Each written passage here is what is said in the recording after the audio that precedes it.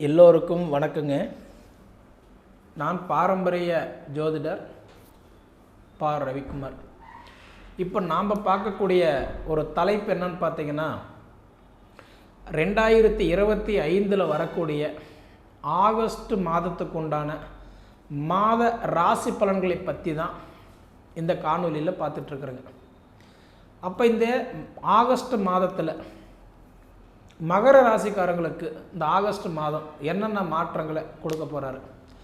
பொதுவாகவே பார்த்தா மகர ராசி, கும்பராசி இந்த ரெண்டுமே யாருடைய ராசின்னா சனி பகவானுடைய ராசி.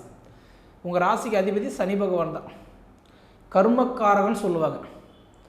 அதாவது ஒரு போஸ்ட்மேனுடைய வேலை என்னென்னா, நமக்கு வந்த லெட்டர் கொண்டு வந்து நம்ம கையில் அப்படியே கொடுக்குறது. அதுதான் அவருடைய வேலையை. அதுதான் சனி பகவானும் கூட. நல்லதாக இருந்தாலும் சரி அப்படியே கொடுத்துருவார், கெட்டதாக இருந்தாலும் அப்படியே கொண்டு வந்து கொடுத்துருவார். அதாவது நெருப்பு அது தொட்டால் சுடும். சனி பகவான் யோசிக்க மாட்டார், அப்படியே கொண்டு வந்து கொடுத்துருவார். இந்த வச்சுக்கோ. அதே மாதிரி இது காசு பணம் எவ்வளோ இருக்குதுன்னு பார்க்க மாட்டார், இந்த வச்சுக்கோ. தொழிலுக்காரர்கள், தொழிலுக்கு அதிபதி சனி பகவான் தான் எல்லாமே. ஒவ்வொருத்தரும் பாருங்கள், அதாவது சனி பகவான் பொறுத்த வரைக்கும் நல்ல நிலைமையில் இருக்கக்கூடிய ஜாதகரை தொட்டு பாருங்கள், நிச்சயமாக அவங்க வாழ்க்கை சூப்பராக இருக்கும். அதே மாதிரி சனி பகவான் மட்டும் கெட்டு போயிட்டார்னு வச்சுக்கோங்களேன், ஒருத்தர் ரொம்ப கஷ்டப்பட்டு இருப்பாங்க. அவங்க ஜாதகம் எடுத்து பாருங்கள், அவங்க சனி பகவான் கண்டிப்பாக அவங்க நல்ல நிலைமையிலே இருக்க மாட்டாங்க. ஒரே விஷயந்தான், நல்லா இருக்கிறவங்கள பார்த்தா அவங்க ஜாதகத்தில் சனி நல்லா இருப்பார். கெட்டு போயிட்டாங்க அப்படின்னா அவங்க ஜாதகத்தில் எடுத்து பாருங்கள், சனி கண்டிப்பாக கெட்டு போயிருப்பார். ஒரு மனிதனுக்கு ஆண்டி அரசனாக்குறதும் அரசனை ஆண்டியாக்குறதும் யாரோட வேலைன்னா சனி பகவானோட வேலை தான்.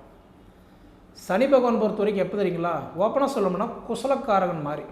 இது ஏன் அந்த வார்த்தை நம்ம சொல்கிறாங்க அப்படின்னா, எப்பயுமே நம்மளை சுற்றி க்ரைவுடு 4 பேர் இருந்துக்கிட்டே இருக்கணும், கூட்டம் இருந்துகிட்டே இருக்கணும், நம்ம பிஸியாகவே இருக்கணும். அதனால் யாருக்காவது ஏதோ ஒரு டென்ஷன் கொடுத்து பார்த்துட்டே இருப்பார். பார்க்கலாம், இவன் நம்மளை பார்க்குறானா, நம்மளை நினச்சி பார்க்குறானா, நமக்கு அதாவது சப்போர்ட் பண்ணுறானா.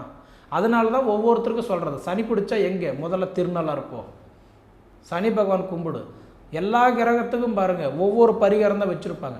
சனி பகவானுக்கு மட்டும் பாருங்கள் 9 பரிகாரங்கள் இருக்குது. நவகிரக பரிகாரம்னு சொல்கிறது.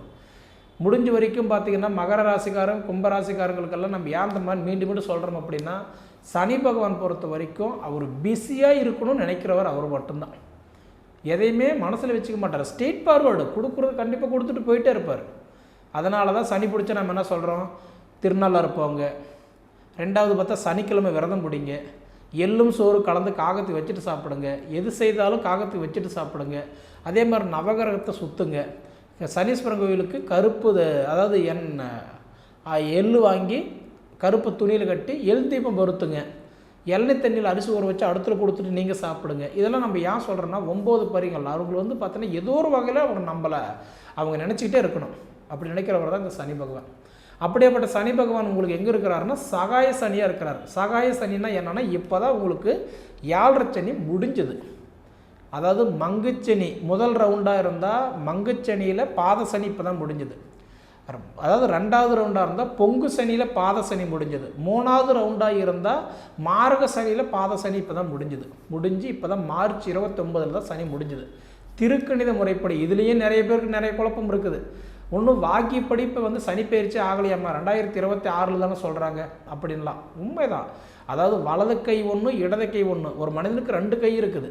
அதுக்காக வேண்டி இந்த கை தான் ஒரிஜினல், இந்த டூப்ளிகேட்டெல்லாம் சொல்ல முடியாது. திருக்கணிதம்ன்றது ஒன்று உண்மை, வாக்கியம்ன்றது உண்மை. திருக்கணிதம் அப்படின்னா 365 நாள், வாக்கியம்ன்றது 365 நாள், அவ்வளோதான்.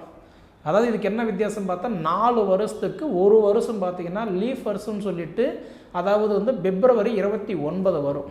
அந்த ஒரு நாள் எக்ஸ்ட்ரா வருது, 4ஆக பிரித்த கால நாள்.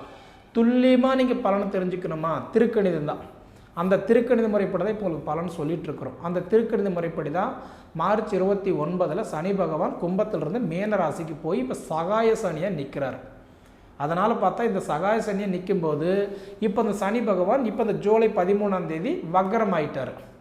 அப்போ வக்ரமானவர் மீண்டும் எங்கே கும்பத்துக்கு வந்துங்கன்னா மகர ராசி கஷ்டத்தை கொடுக்குறாரா, மீன ராசியிலேயே வக்ரம் அடைஞ்சு மீன ராசியில் வக்ர நிவர்த்தி ஆகிறார். அதனால் மகர ராசிக்காரங்களுக்கு பெருசாக ஒன்றும் பாதிப்பு இல்லை. இருந்தாலும் கொஞ்சம் கவனமாக இருங்க, சரிங்களா. நவம்பர் 28 வரைக்கும் தேவையில்லாத விஷயத்தில் செஞ்சுக்க வேண்டாம். அது நீங்களே யோசிச்சா உங்களுக்கு புரியும். அடுத்தபடி பார்த்தீங்கன்னா குரு 6ஆம் இடத்தில் இருக்கிறார். 6ஆம் இடத்துல இருக்கிறாருன்னா ருண ரோக சத்ரு குருவாக இருக்கிறார். குரு உட்காந்த இடம் அற்புதமான இடம். குரு வந்து 6ஆம் இடத்துல உட்காந்ததுனால நிச்சயமாக உங்களுடைய வாழ்வாதாரத்துக்கு ரொம்ப போராடிட்டு இருக்கிறீங்க. அவங்கவுங்க வாழ்க்கையில் தான் போராடிட்டு இருப்பாங்க. உங்களோட வாழ்வாதாரத்துக்கே ஒரு போராட்டம் தான். மகர ராசிக்காரங்க பொறுத்த வரைக்கும் இடம் மாறிக்கோங்க, சத்தியமாக சூப்பராக இருப்பீங்க. பூர்வீகத்திலேயோ பூர்வீக மண்ணுலேயோ பூர்வீகத்தை தொட்டு இருந்தீங்கன்னா ஒரு வளர்ச்சியும் இல்லை. ஊரே சொந்தம், உதவிக்கு ஆள் இல்லை, கஞ்சுத்துறதுக்கு ஆள் இல்லை, கச்சை கட்டுறதுக்கு ஆள் இருக்கிறாங்க. இடம் மாறிக்கோங்க. மகர ராசிக்காரர்களுக்கு நல்லா இருக்குது. அதே மாதிரி செவ்வாய் 9ஆம் இடத்துல இருக்கிறார். செவ்வாய் 9ஆம் இடத்துல இருந்துட்டாவே இந்த மாதம் ஃபுல்லாக 9ஆம் இடத்துல தான் இருப்பார்.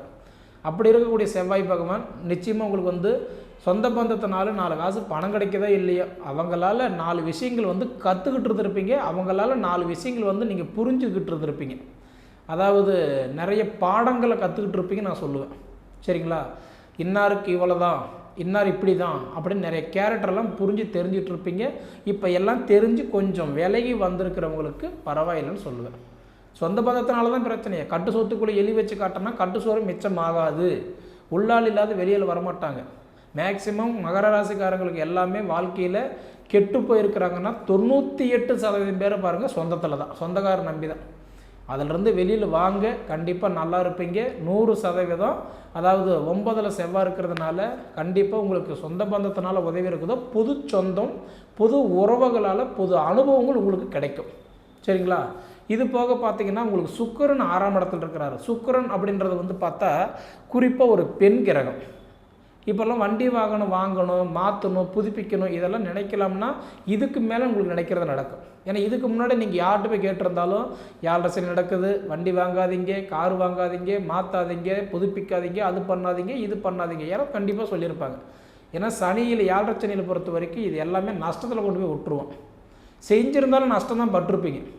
வீடே கட்டியிருந்தால் கூட அவசரப்பட்டுட்டோமோ, பொறுமையாக கட்டியிருக்கலாமோ, இல்லை பொறுமையாக வாங்கியிருக்கலாமோ, அந்த மாதிரி தான் நீங்கள் நினச்சிருப்பீங்க. சரிங்களா? அதனால் பார்த்தா இதுக்கு மேலே உங்களுக்கு மண்மனை சார்ந்த விஷயம், வண்டி வாகனத்தை சார்ந்த விஷயம், பூர்வீகத்தை சார்ந்த விஷயம், சொத்து சார்ந்த விஷயம் இதுக்கு மேலே உங்களுக்கு நல்லாயிருக்கும். குறிப்பாக இந்த 21 தேதிக்குள்ளார, இந்த ஆகஸ்ட் 21க்குள்ளார மீண்டும் ஏதாவது வாங்கணும், செய்யணும், மாற்றணும், பிடிக்கணும்னு நினைக்கிறவங்களுக்கு இந்த 21ஆம் தேதிக்குள்ளார நடக்கும். அது நடத்திக்கிறதுக்கு ஒரு அருமையான டேட்டு 21க்குள்ளார இது செஞ்சுக்கோங்க, உங்களுக்கு நல்லாயிருக்கும். சரிங்களா? அதே சமயத்தில் பார்த்துட்டிங்க அப்படின்னா உங்களுக்கு இப்போ புதன் 7ஆம் இடத்துல இருக்கிறாரு. 7ஆம் இடம் அப்படின்னா கலஸ்தரஸ்தானம். மகர ராசிக்காரங்களுக்கெல்லாம் பாருங்கள், நிறைய நீங்கள் வரன் பார்த்துட்ருக்கீங்களா? கிட்டத்தட்ட இந்த ஒரு 1.5 மாதமாகவே உங்களுக்கு தள்ளி தான் போயிருக்கும். அதாவது நீங்கள் பார்த்துட்டு வர நேரம் அவங்களுக்கு கல்யாணம் ஆகிருக்கும், உங்களுக்கு கல்யாணன்றது நடந்திருக்காது. ஏதோ ஒரு சுச்சுவேஷனில் தள்ளி போயிருக்கும், தாமதமாக இருக்கும். ஏன்னா இப்போ புதன் வந்து வக்கரத்தில் இருக்கிறார். 11ஆம் தேதி தான் வக்கர நிவர்த்தி ஆகிறார். 11ஆம் தேதிக்கு மேலே நீங்கள் வரன் பார்க்குறவங்களா இருந்தால் பாருங்கள், கண்டிப்பாக செட் ஆகும். சரிங்களா? அதுக்கு முன்னாடி வேண்டாம். அதே சமயத்தில் பார்த்தீங்கன்னா சூரியன் 7ஆம் இடத்துல இருக்கிறார், கலஸ்திரக்காரகன். மாத கிரகமே யாருன்னா சூரியன் தான். அதாவது ஒவ்வொரு மாதமும் பலன்களை நிர்ணயிக்கிறவர் யாருன்னா சூரியன் தான். இப்போ 7ஆம் இடத்துல இருக்கிறார். இப்போ வந்து 7ஆம் இடத்துலனா 17ஆம் தேதி வரைக்கும் பார்த்தா உங்களுக்கு திருமணத்துக்கு சப்போர்ட் பண்ணுறாரு. சரிங்களா? அதே மாதிரி பார்த்தீங்க அப்படின்னா 17ஆம் தேதிக்கு மேலே பாருங்கள் அவர் தன் சொந்த வீட்டுக்கே போயிடுறார். 8ஆம் இடத்துக்கு போயிடுவார். 8ஆம் இடத்துக்கு போயிட்டார்னா 8லும் கெட்டிடும் ராஜயோகம். 8ஆம் இடம் அப்படின்னா பொதுவாக 6, 8, 12. அப்போ 6, 8, 12ஆம் இடத்துல இருந்த கிரகம் வேலை செய்யாது நம்ம சொல்கிறோம், இது உண்மைதான். ஆனால் சூரியன் போய் 8ல் உட்காந்து நல்லது பண்ணுறாரு. ஏன்னா சூரியன் தன் சொந்த வீட்டுக்கே ஒரு மாதம், வருஷத்துலேயே ஒரு மாதம் மட்டும்தான் போவார். அது இந்த ஆவணி மாதம் 1ஆம் தேதியிலிருந்து ஆவணி 31 வரைக்கும் தான் அவர் வந்து தன் சொந்த வீட்டில் போய் உட்காருவார். அப்போ எப்படி போய் கட்டான்றது சொந்த வீட்டில் உட்கார கிரகம் நம்ம எப்படி வேலை செய்யாத நம்ம எப்படி சொல்ல முடியும்? அப்போ மற்ற கிரகத்துக்கு இந்த பழமொழி நம்ம செட் ஆகும், பொருந்தும், சூரியனுக்கு பொருந்தாது. 8லேயும் கெட்டிடும் ராஜயோகம். 8ஆம் இடத்துல போய் கெட்டுட்டார், அவர் நல்லதை பண்ண மாட்டார். ஆனால் சூரியன் நல்லதை பண்ணுவார். அதுக்கு இந்த சூரியனுக்கு தான் இந்த பழமொழி. அப்போ இந்த சூரிய பகவான் போய் உங்களுக்கு உட்கார்ற காலம் உங்களுக்கு 8ஆம் இடத்துல ஒரு மனிதனுக்கு இடம், பூமி, வீடு கட்டுறது, இடம் வாங்கிறது, சொத்து பிரச்சனை இது எல்லாமே எப்போ தீரும்னா இதெல்லாம் எங்கே போனால் நல்லா இருக்குன்னா 8ஆம் இடம் நல்லா இருந்தால் தான் செய்ய முடியும். அதாவது உடல் உபாதைகள் தீர்ந்து நோயும் இல்லாமல் ஆரோக்கியமாக இருக்கிறது 8ஆம் இடம் தான். அப்போ 8ஆம் இடத்துல போய் சூரியன் உட்காந்தா உடல் உபாதைகள் சரியாகும். 2வது பார்த்தா இந்த மண்மனை பிரச்சனையும் சரியாகும். சரிங்களா? இது போக பார்த்தீங்கன்னா இன்றைக்கி நிறைய பேர் மகர ராசிக்காரங்களுக்கு எந்த கோயிலுக்கு போனால் நல்லாயிருக்கும், எந்த சாமி கும்பிட்டா நல்லாயிருக்கும் அப்படின்றதெல்லாம் கேட்டிருக்கிறாங்க. இதுக்கெல்லாம் பார்த்தீங்கன்னா ஸ்ரீ ராஜகாளியம்மன் தேத்துப்பட்டியில் இருக்கிறார், அவர் வணங்குங்க, கண்டிப்பாக உங்கள் கஷ்டமெல்லாம் தீரும். சரியா? மகர ராசிக்காரங்களுக்கு நிச்சயமாக சொல்கிறேன், இது வரைக்கும் நீங்கள் போராடிட்டு இருந்தது உண்மை தான். இதுக்கு மேலே நீங்கள் நல்லா தான் இருக்க போகிறீங்க. கிட்டத்தட்ட இந்த ஆடிப்பெருக்கு 3ஆம் தேதி ஆடிப்பெருக்கு கோயிலுக்கு போயிட்டு வாங்க. போய் முக்கியமாக பார்த்தா ஒரு ஜலத்தில் போய் தண்ணி ஊற்றிட்டு வாங்க, தலைமுழிட்டு வாங்க, உங்களுக்கு பிடிச்ச கஷ்டமெல்லாம் தீரும். இந்த ஆகஸ்ட் மாதம் 3ஆம் தேதி ஆடிப்பெருக்கு, 8ஆம் தேதி பார்த்தீங்க அப்படின்னா நிறைஞ்ச பௌர்ணமி, கிரிவலம் போகிறதுக்கு 8ஆம் தேதி பௌர்ணமி. அதே மாதிரி அந்த 8ஆம் தேதி வரலட்சுமி விரதம் இருந்து சாமி கும்பிட்றது நல்லது. 9ஆம் தேதி ஆவினி அவிட்டம், அதுபோக 16ஆம் தேதி கோகுல அஷ்டமி, 22ஆம் தேதி பார்த்தீங்க அப்படின்னா கட்டான்றது வாஸ்து நாள், அது போக பார்த்தீங்கன்னா அமாவாசை, 27ஆம் தேதி பார்த்தா இன்றைக்கி விநாயகர் சதுர்த்தி. இது எல்லாமே பயன்படுத்துகிறவங்க பயன்படுத்திக்கோங்க. சரிங்களா? சரி நேயர்களே, அதாவது உங்கள் பொன்னான நேரத்தை ஒதுக்கி எவ்வளவு நேரம் என்னோட காணொலியை நீங்கள் முழுமையாக பார்த்ததுக்கு மனசிலிருந்து கேட்டுக்கிறேனுங்க. நன்றி.